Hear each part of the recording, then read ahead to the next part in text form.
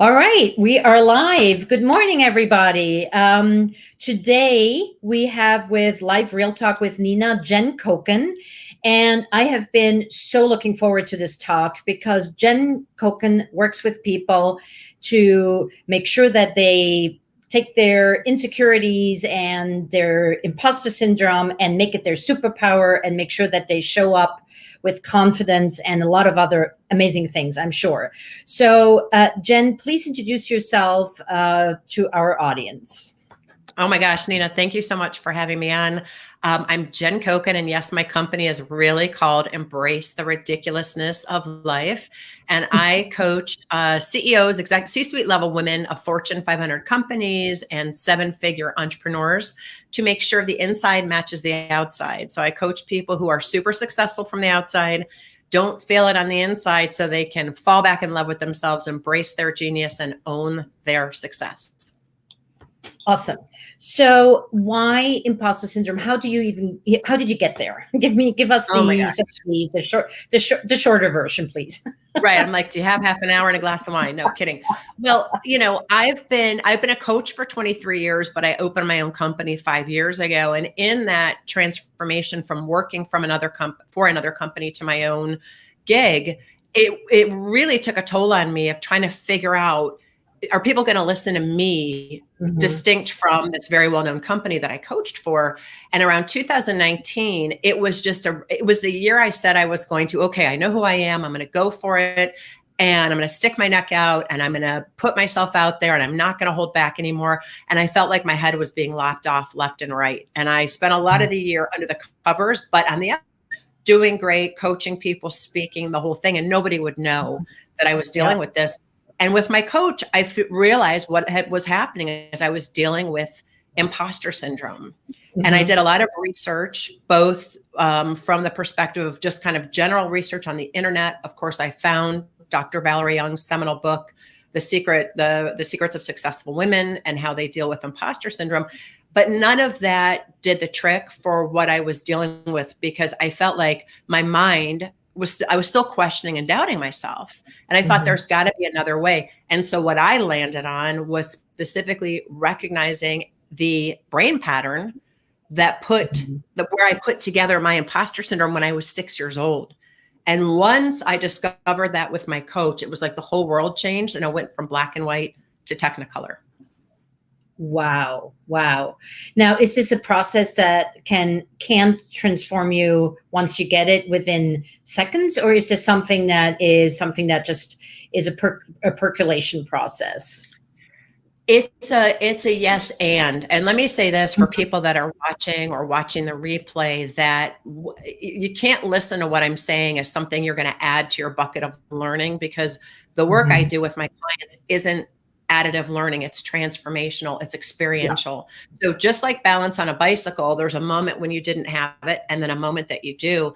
With imposter syndrome, I take my clients through an embodied meditation to get to the root of, and it's not something dramatic or traumatic. It's usually something simple, like walking to get an ice cream with friends and friends didn't have it. So you offer to buy. This was one of my clients. And another friend says, oh, there she goes again, taking care of everybody. And in that moment, my client at 12 years old decided, I'm not going to offer help. I'm not going to ask for help. So on one hand, her willingness to work independently really propelled her to great heights. She's now the CFO for a big company. But at the same time, it was terrible because she wasn't thinking from the framework of team. Right. And when you get to that level, you can't do it yourself. You've got to have team. You've got to, even as an entrepreneur or a solopreneur, yes, you're the one who's at the helm, but you're going to need people around you. You're going to want to reach out to other people to mastermind. And if you decided at a young age without realizing it that you've got to do it yourself, you don't see the world that way. So in answer to your question, it starts with identifying that singular event. And there's no right answer to the singular event, but that singular event, and then taking people through. I usually do a 3-session coaching package where people begin to look at, all right, well then what triggers it? What are the red flags? And then how do I want to show up as a leader? And then we begin to practice and experiment with the ways that you want to show up with a leader. So you have a way to, as I say, stay above the line in the creative instead of getting triggered and reactivated all the time. Wow. Okay. That sounds super fascinating. Are women more prone to imposter syndrome than men? And maybe you kind of answer that question. No. Okay.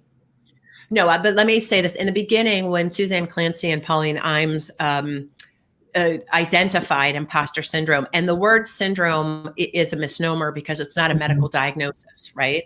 Okay. They called it the imposter phenomenon. When they initially identified it, they thought more women than men had it because they thought because men have more testosterone, which is known as the confidence hormone, thereby women have it more.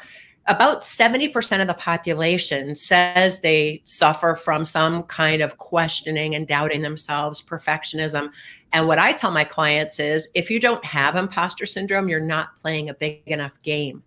Yep. Because imposter syndrome gets triggered when we're risking things, when we're putting our butt on the line, when we're going for that dream.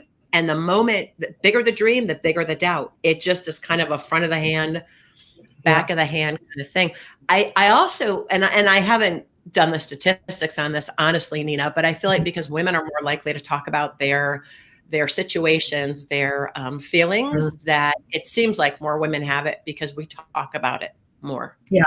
And I was also just thinking, and maybe men have also just, you know, and speaking into that, I would say or add, men maybe are less prone to showing a weakness, so they're going to cover up their imposter syndrome a little better maybe than the woman would, right? I mean, there's statistics. Yeah. No, go ahead. You were going to say there are statistics out there. No, I've seen statistics, and don't ask me where they were talking about, you know, that, you know, a man, actually, a client of mine was talking about this. A man will more likely, you know, take a job and say, I can do this, although they might not have half of the qualifications that are asked for in the description, whereas a woman will be much more diligent in saying, okay, I can do this, I can do this, I can do this, I can't do this, so maybe that job's not for me, right? So yeah. I've heard that too, and I don't know where it came from, but that's what they say. But whoever they is, probably male. Whoever they is.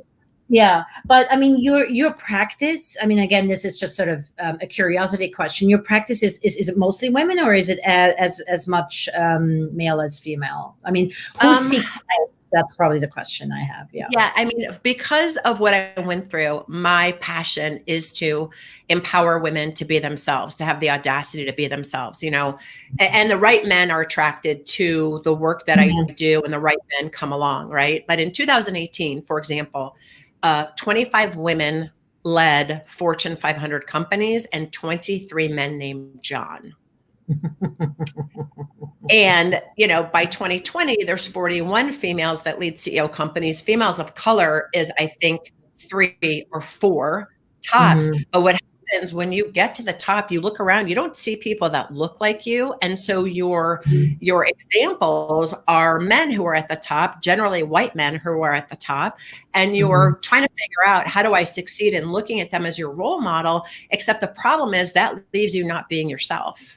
Yeah, and what happens is women leave behind the divine feminine within us, the caretaker, the empathy that is truly needed right now, the ability to be at home with themselves and lead authentically, because they think they have to be like this other role model, whoever that person is. And there's always this comparison. And that's another piece of imposter syndrome. We're comparing ourselves to someone else, to how we should be, how we need to be, how we used to be. So it's like a comparison right to the past, or to some future vision we have of ourselves, which is all inside some perfect vision that we have, that perfection cannot be achieved at all. And so it leaves women leaders not being incongruent with who they are. They're incongruent with who they are. They're not congruent with their values, with their heart, because we are leaders with a heart. We can have that divine male energy of let's make it happen, make, you know, that piece, which is needed, but we leave behind the heart. And right now, in America, in the world, I would say we need more women in the forefront, leading from the heart. And so the work I do, I'm so passionate about women being themselves. And, you know, I remember speaking at a women's engineering conference a couple of years ago, and I was talking with some of the young women who were there. They were, you know, rising women. And they said that they never get dressed up when they go to work. I said, why not?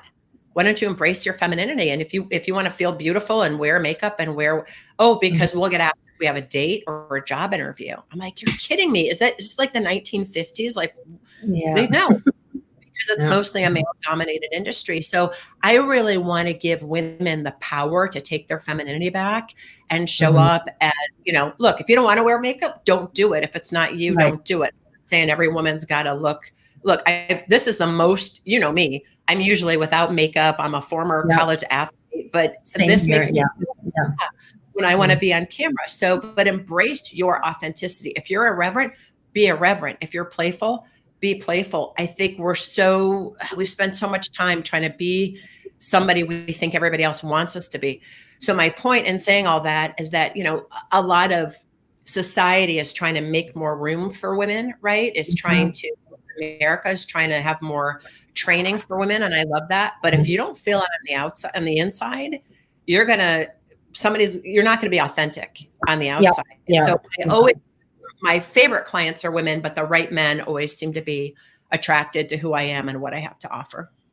That's great. And I have so many follow-up questions. I just quickly want to say hi to Elizabeth Buckman. She's also a dame. We met actually through the dames. So she's listening and she loved your quote, if you don't feel imposter syndrome, you're not playing a big enough game. Yes, that is a great, great, great quote, Jen. Well, thank you. And Elizabeth helps women ask for what they want and play big games too. She's amazing. So there we go. So that ties in. Maybe a future guest. Maybe. So Jen, you said so many amazing things, and I don't even know what so many questions. So where does perfectionism and imposter syndrome, where do they meet, and how do they meet? Yeah. So when imposter syndrome was discovered, what Clance and I has talked about was very high achieving people questioning and doubting themselves. People like Albert Einstein, who was afraid people would call him an involuntary swindler. People like Margaret Cho, who used to head the World Health Organization, was afraid people would call her an expert because she didn't feel that way. Maya Angelou, who, you know, when writing her 12th book was like afraid someone was going to come in the door and say, no. So I think in the beginning, for myself, when I'm questioning and doubting myself, I don't know that I am. And I have a coach I literally talk to daily. And he's the one who always says, I don't know if you realize, but this is what you do. You question and doubt yourself. So we don't know when we're doing it. When Dr. Young came out with her book, she talked about these competency types, which I call the archetypes of imposter syndrome. 5 different ones. Perfectionism. So imposter syndrome shows up in these different ways. You have insanely high marks for yourself. And when you don't achieve them, you ruminate about it for days. And by the way, you have insanely high marks for other people too. You're a micromanager. You don't think anybody else can do it as good as you do. So that's perfectionism. We've got the soloist, like the client I talked to earlier. You will not ask for help. Because for you, asking for help is admitting weakness. You've got to have the answer, and you probably don't ever say, I don't know. Then you've got the Superman or woman who working hard and working a lot of hours and working is where you find it's how you define your success. And when you're not working, you're freaked out. These are also because the assessment I use with my client normally is clients is the Clifton Strengths Finder. And in the US, achiever is the #1 natural talent, which is people who love crossing things off their list.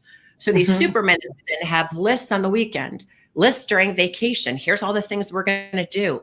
And they cannot sit still. Oh, there you go. I got it. Nina's like, that's me. I don't know. Yeah. I'm the queen of lists. I found you out. Yeah. And then you have... But there's an excuse for it, you know. There's the excuse is that if I don't make a list, because there's so many thoughts and they go so fast sometimes that if I don't make a list, then I will forget some really cool stuff. Then write it down, but you don't need a list for every moment of your day. Write it down. And it's okay if you don't get everything on your list done. What? Thank you. Thank you, Jen. What? No, tell me it isn't so. Well, I'm old enough to know that I'm never getting anything done on my list. So, well, yeah, it's just total side note. People are like, I want to have it all. My response is always, and I forget which comedian said that. Maybe it was George Carlin. Where are you going to put it? If you had it all, where are you going to put it? Love it. The other Sorry, types I got you off track on your 5 ways. Yeah. No, it's okay. The other 2 archetypes are the expert, like I spoke about Margaret Cho. These are people who go after more and more letters after their name. They don't know enough. And also what I find, especially with entrepreneurs, you don't know enough yet to release your whatever it is, to get your website going, to do your videos.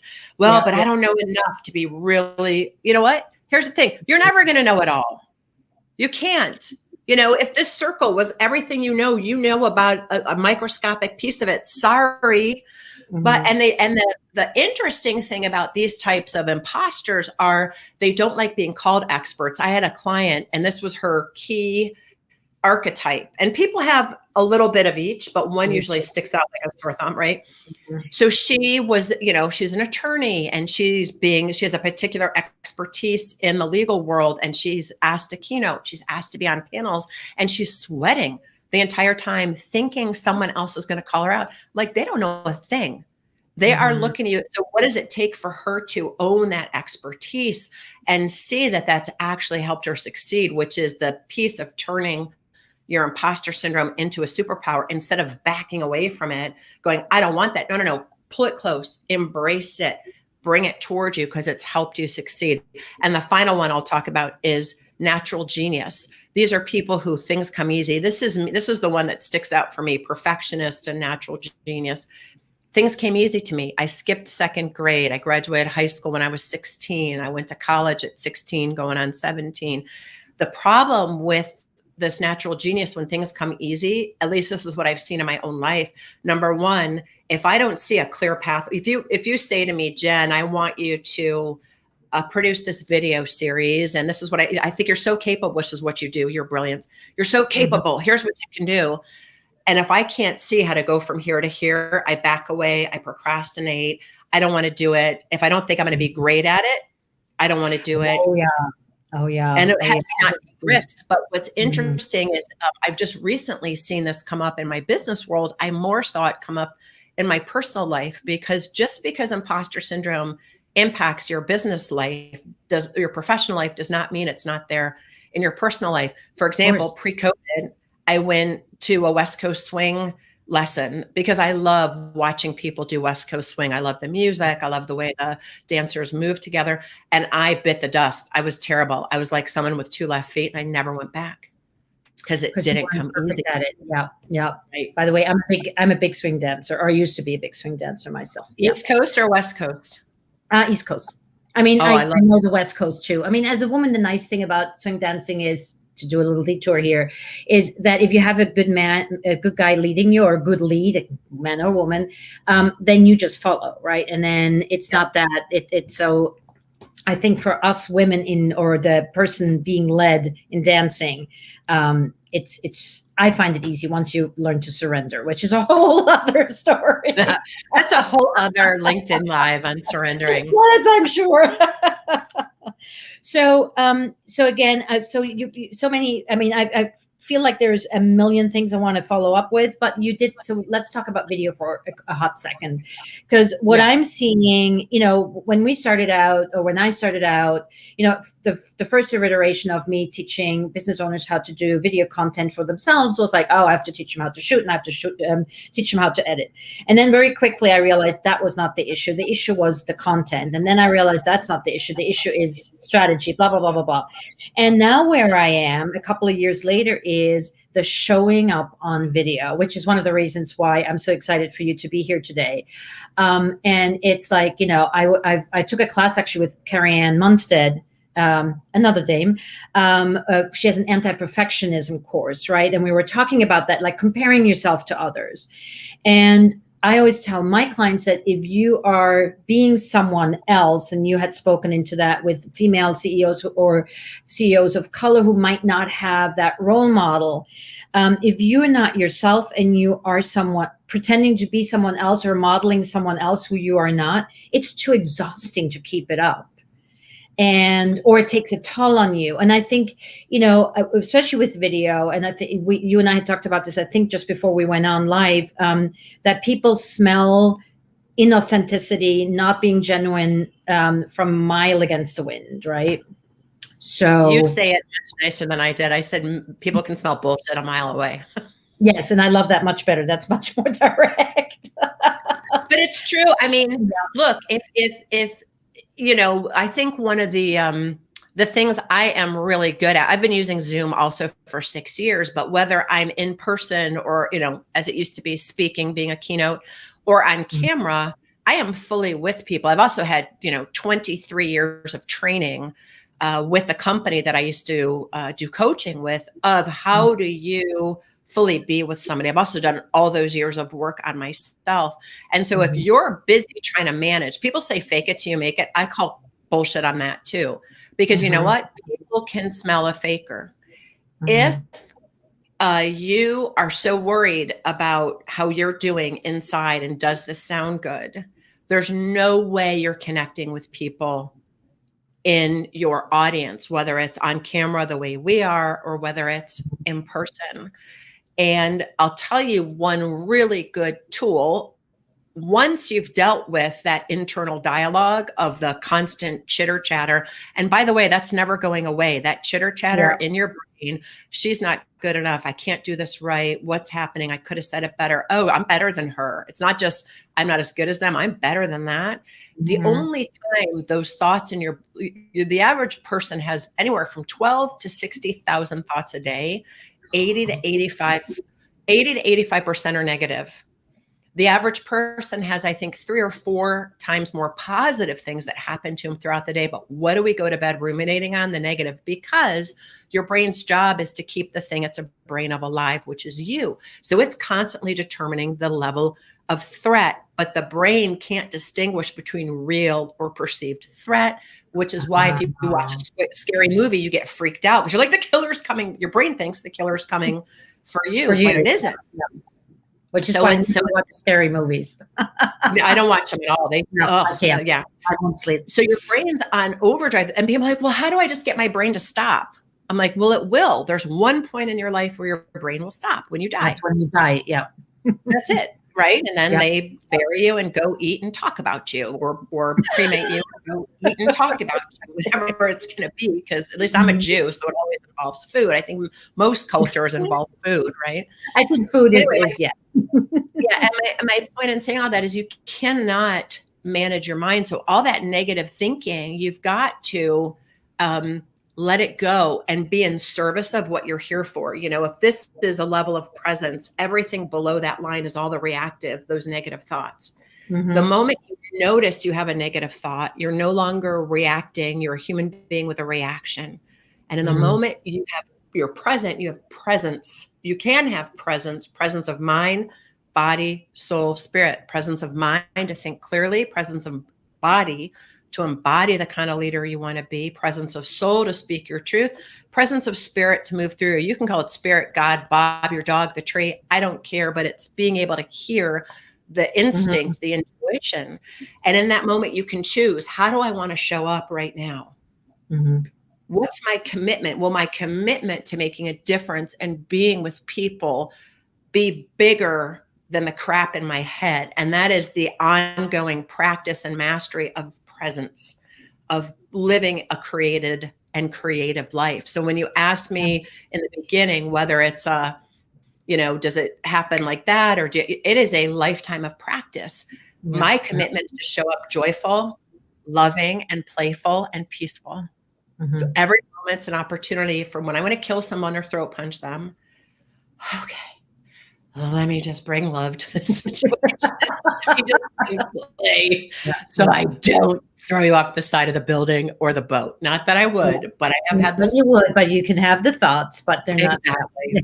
Don't act on them. That's murder. That's not a good thing. For that, we watch the scary movies. Right. So with video, so smiling, so smelling, because I think for me the difference is, for instance, I know when I did my very first workshop, it was a 3-hour workshop for SCORE, which is a great mentoring program for startups. And I had never done a workshop in my life before, and I was scared like hell.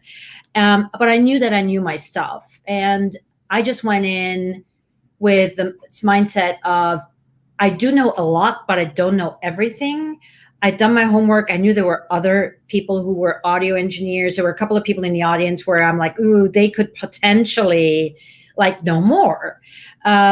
So I addressed it. I just said, I know, so-and-so's in the room. You're an audio engineer. If I'm saying anything that is really dumb or incorrect or whatever, please stop me. And that kind of set the tone in the whole room. But when and worked really well, and it was a great workshop. And after that, I love doing workshops. But when you're, especially now with the pandemic where we're stuck behind our desks and the little green light, how do you speak your truth when there's your truth is your truth, but it also, I think, is always in relationship of who you're speaking to. And now we're speaking to my ideal client, my niche target audience. It's so abstract. So what can one do on video to stay in that? Yeah, it's a great question. Thoughts?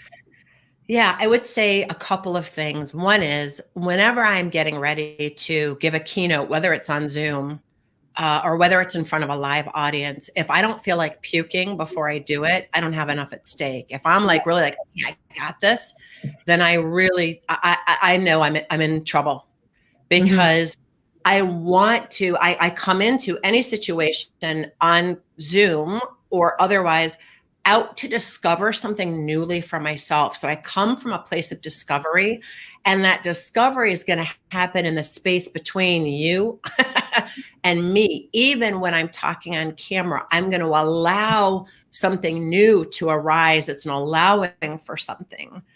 So that you don't have to know it all. Yes, you knew your stuff, and you addressed your elephant in the room of, look, I know some of you know more from the technology perspective. Some of you may know more in other things. Please, let's be in partnership here and ask questions. I don't want to just be a talking head. And I always say that when I'm giving my keynotes on camera. And I've said to people, let me get through this set of slides, but then let's have a dialogue, put things in the chat. I'll at it, later on. I think that's one piece of it, is how are you approaching it? Are you approaching it that you need to know everything because you don't? How you get to the point, and you've probably realized this too, when you know your stuff. I always think about this, which is you practice, and then wail.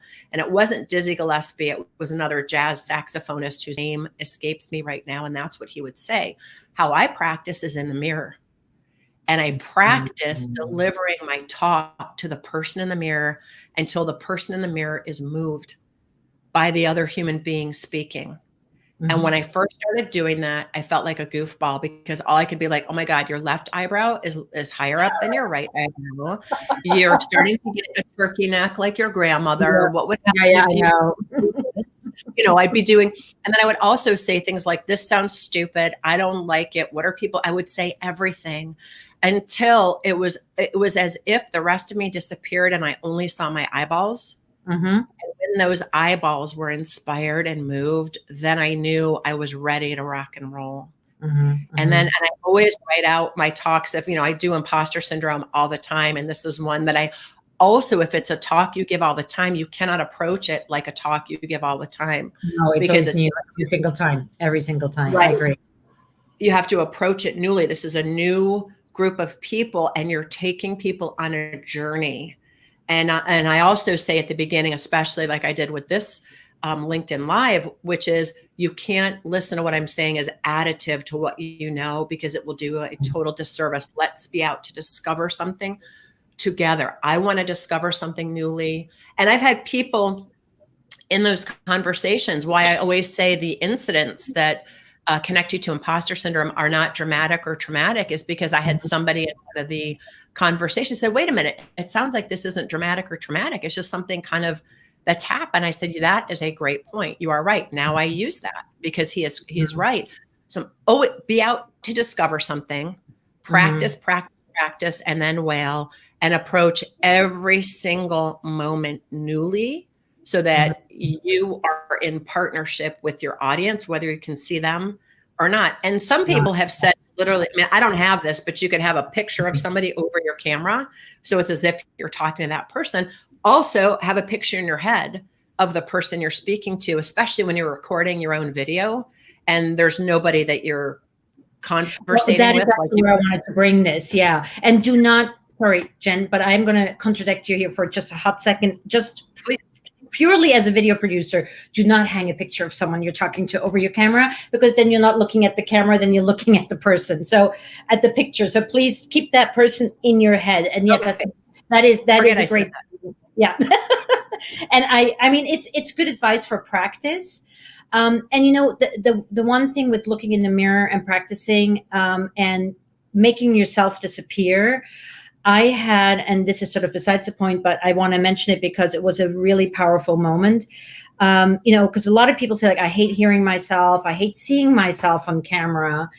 And after about 2 years of doing, you know, not daily video, but a shit ton load of videos, I caught myself about a year ago editing. I was editing myself, and like one of those quick like videos I put on LinkedIn every day or nearly every day. And I was smiling at myself talking, and it was totally subconscious. And that's when I realized I had basically done what the mirror exercise does. I had disassociated myself from myself, and I saw myself as the person who was saying something funny. I didn't see myself as Nina, me. How awkward. Yeah. The jowls, God knows what.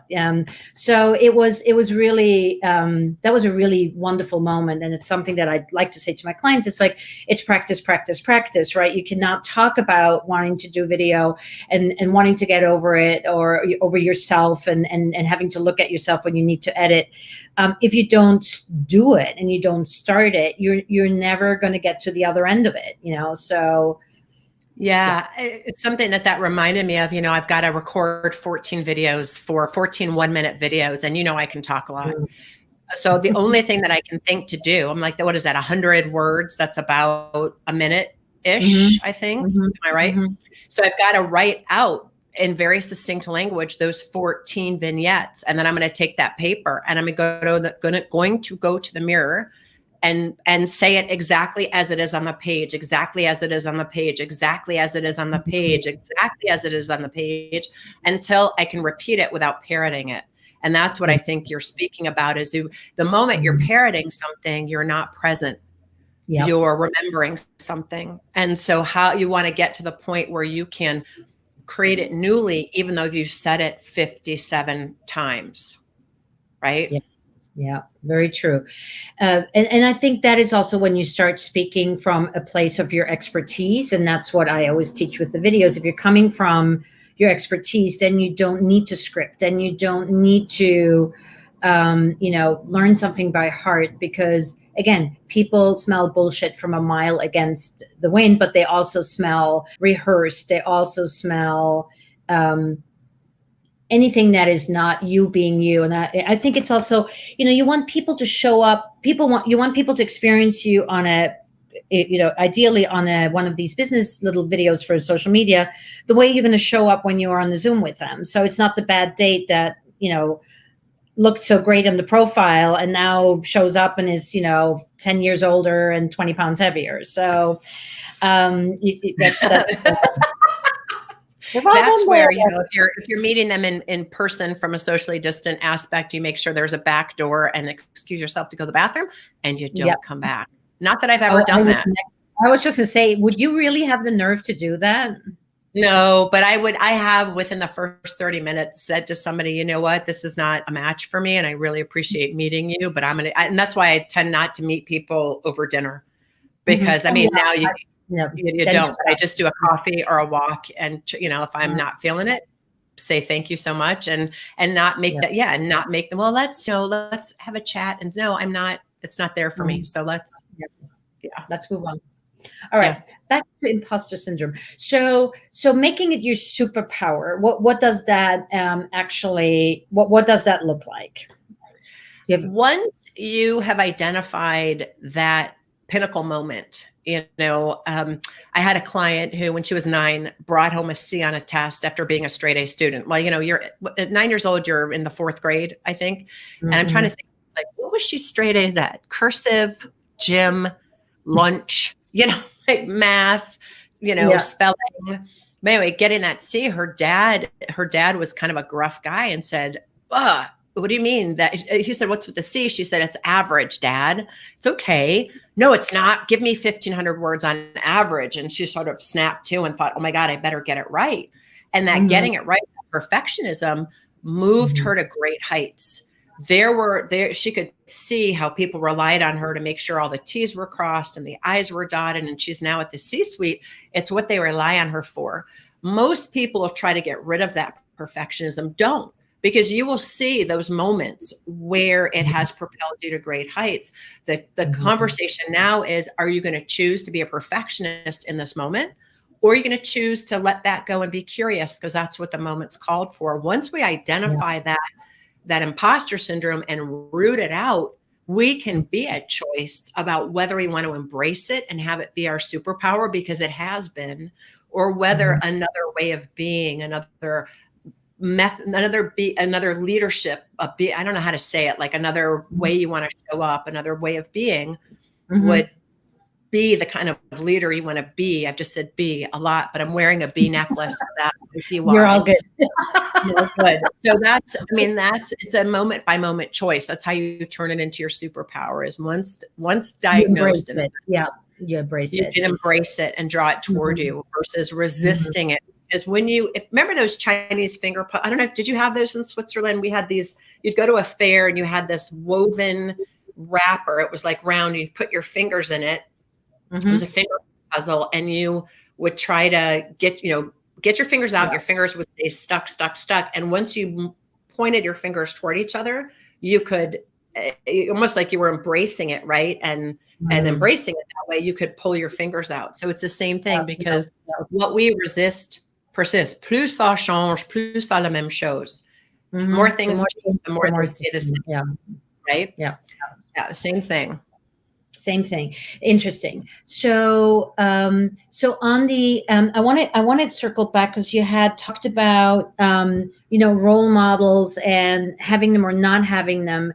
And being a trailblazer, or being a first in your industry, or being a first, even just by default. Not even anything that you've achieved, but being female, being a person of color, or whatever it is.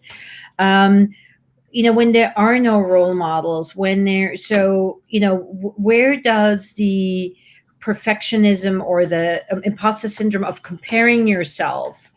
What are the how can you work around that? So let's say, I think there's a lot of people that I work with who are discovering niches for themselves, or new needs that people have, and it's not like, I always say, like, doctors and lawyers have it so easy. You go to school, and then there is a given path, and the path is you go and you do your internship or clerkship, and then you go back, and then you do your law degree, additional, you get your patent, and then you go to a law firm, and then you work 150 hours a week for the rest of your life, and then you make a lot of money, and you die without having been able to spend any of it. Okay, that's my interpretation of it. But I thought you were going to say doctors and lawyers have it easy because people are always going to do dumb stuff and get arrested, and they're always going to get sick. That's what I thought you were going to say. No, but I feel that when you're a creative, or when you're a small business owner, especially the small business owners, there's not a path that is clear. You're figuring it out by yourself, and imposter syndrome or not, there's so many insecurities and detours. Isn't it normal that then there is sort of kind of a place where you go, like, am I good enough? Is this going to work? Where is it healthy, and where does it become obsessive? I think that's probably my question. Well, I think there's two things that you said that I loved in there. One is, how do you find a role model if there's no one else, at the top?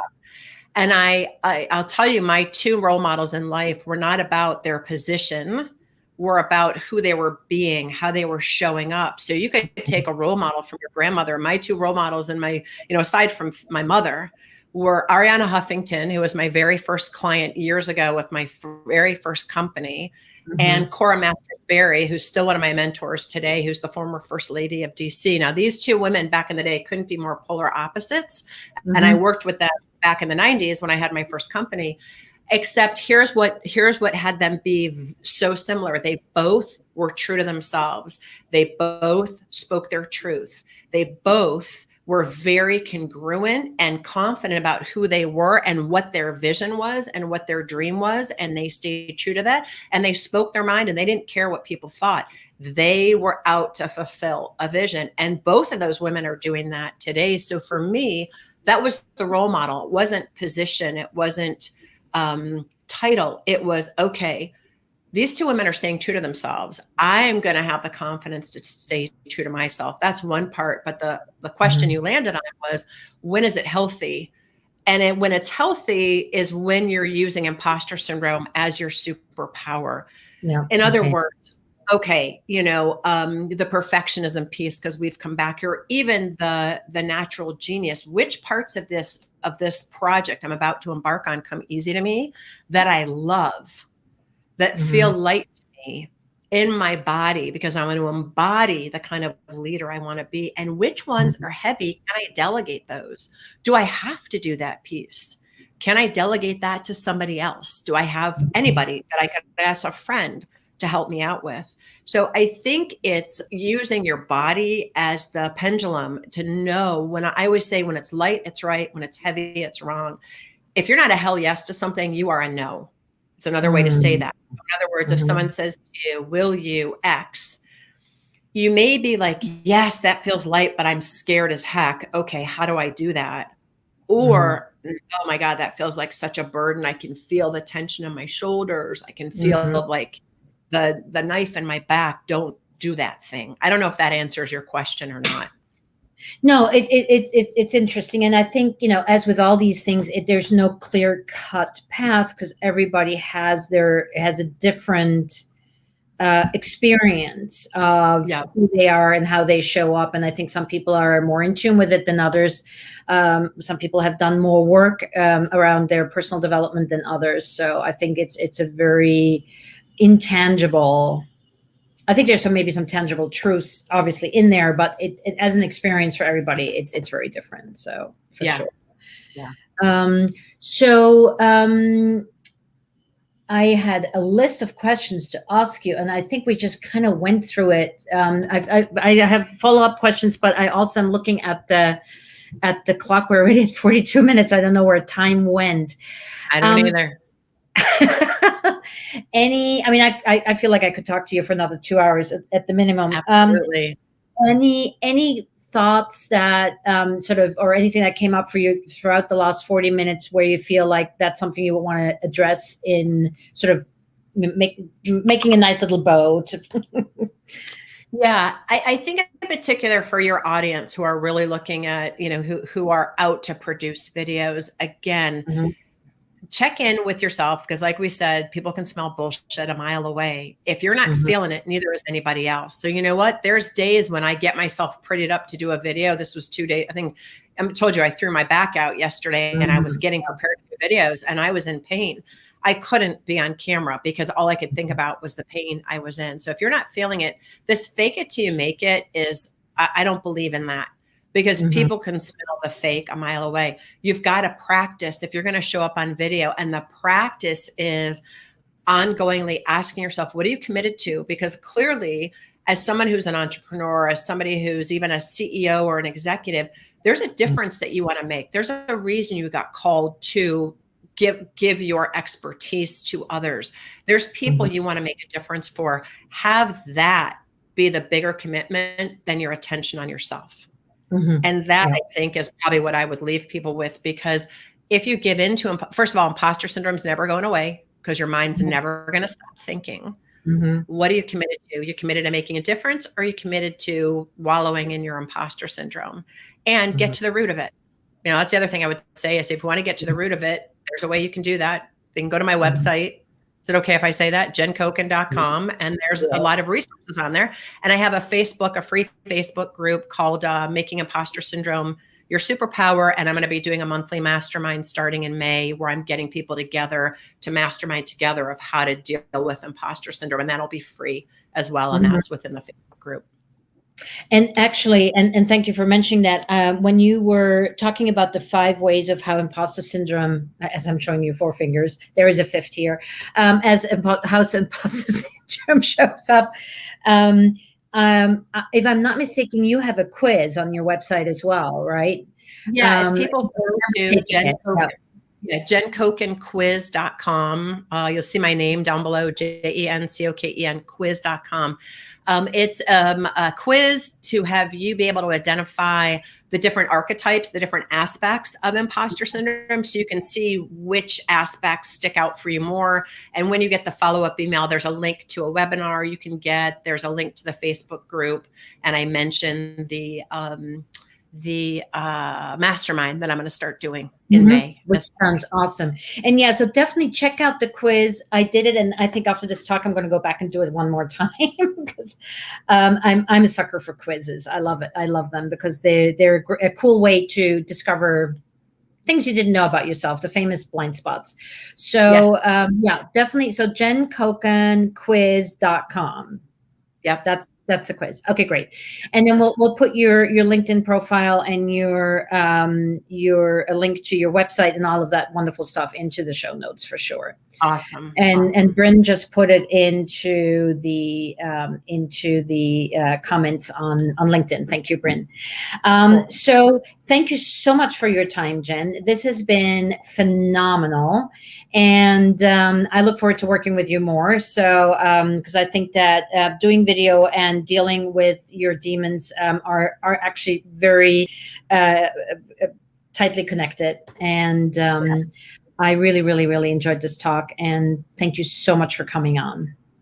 Oh my gosh, I love this conversation. I always love hanging out with you and having conversations. I also want to thank the people who were commenting and chiming in during the presentation. I'm glad it made a difference. I just want to quick shout out to Jennifer, Brad, and Heather, who found some really great stuff in here. So I'm glad we were able to kind of zero it back in on video presentation and the work that you do, which is so key. And you know, for other people, because I'm going to be posting this, if you want to work with somebody to do video, you've got to work with Nina because she's the best. Thank you. Thank you. Thank you. I think I am, but you know, at least when it comes to that, I definitely am. Or at least worth a conversation, right? So thank you. And we're going to sign off. And I wish you all a wonderful day. And I hope you're healthy and safe. And talk to you soon. Ciao. Awesome.